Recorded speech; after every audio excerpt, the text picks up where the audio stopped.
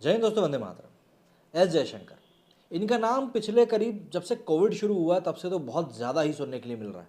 खासतौर पे इसलिए जिस प्रकार से हमारे देश की विदेश नीतियों के बारे में ये विदेश में जाकर विदेश के मंत्रियों के बीच में बैठकर बातें करते हैं।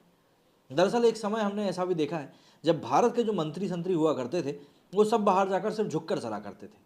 मतलब वो सामने वाले के सामने अपनी बात ही नहीं रख पाते थे। चाहे हम अमेरिका की बात कर लें, फ्रांस की बात कर लें या किसी भी बड़े डेवलप्ड नेशन की बात कर लें, जब भी भारत से इन देशों की वार्ता हुआ करती थी तो भारत वहाँ बैठकर सुना करता था, अपनी बात को कभी रखा नहीं करता था।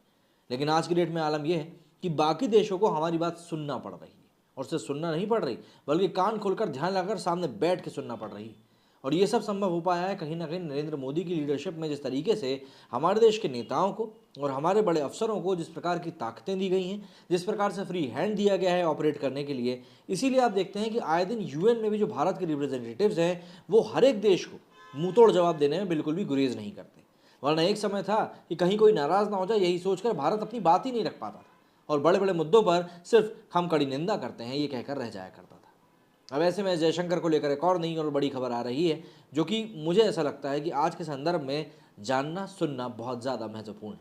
क्योंकि एक समय पर जहां हम देख रहे हैं कि विपक्षी पार्टियां सभी मिलकर भाजपा के ऊपर हमलावर हो चुकी हैं और सिर्फ इस तरीके से ये कह रही हैं कि भैया भाजपा तो देश का बेड़ा गर्क कर रही है, लेकिन विदेशों में जो दूसरे लोग बैठे हुए हैं, दूसरे देश के लोग, दूसरी एथनिसिटी के लोग बैठे हुए हैं, वो जब भारत की सरकार की तारीफ करते हैं तब कहीं ना कहीं पता चलता है कि भारत की छवि वाकई में कितने स्ट्रांग देश की बन रही है। संयुक्त अरब अमीरात के artificial intelligence and digital economy राज्य मंत्री उमर सुल्तान अल ओलामा ने बुधवार 26 अक्टूबर को विदेश मंत्री एस जयशंकर की जमकर तारीफ करी। उन्होंने कहा कि वो भू राजनीतिक तनाव के बीच वैश्विक स्तर पर बेहतरीन काम करने वाले भारत के विदेश मंत्री एस जयशंकर से काफी ज्यादा प्रभावित हैं। उमर सुल्तान अल ओलमा ने दिल्ली स्थित एक थिंक टैंक सम्मेलन में वर्चुअल भाग लिया। इस सम्मेलन में भारत के केंद्रीय मंत्रियों और कई सांसदों ने भी हिस्सा लिया। सुल्तान ने कहा कि मैं आपके विदेश मंत्री एस जयशंकर से बहुत ज्यादा प्रभावित हूँ। मैं उनके कुछ भाषण देखता हूँ।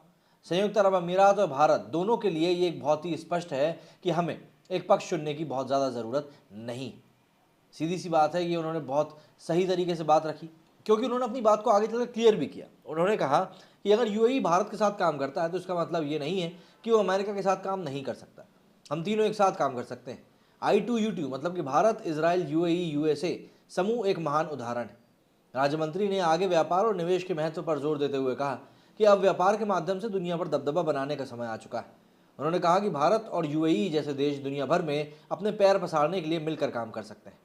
संयुक्त अरब अमीरात के मंत्री उलामा ने CYFY मतलब कि फाइनेंशियल 2022 के कार्यक्रम में कहा कि भारत और यूएई के बीच गहरा रिश्ता है। सहयोग के लिए कई संभावित क्षेत्र हैं, खासकर दोनों देशों में स्टार्टअप को लेकर सहयोग।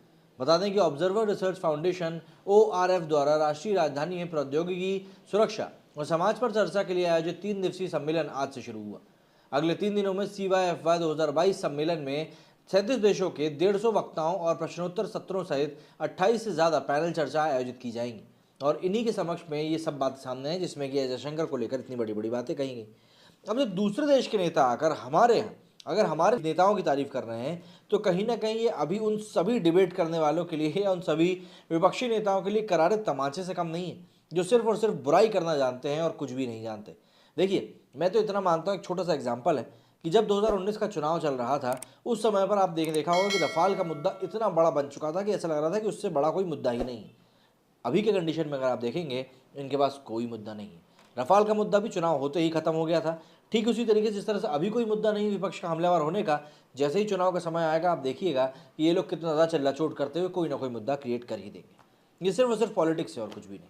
मेरे स्टूडियो फिलहाल इतना ही। जय हिंद, जय भारत।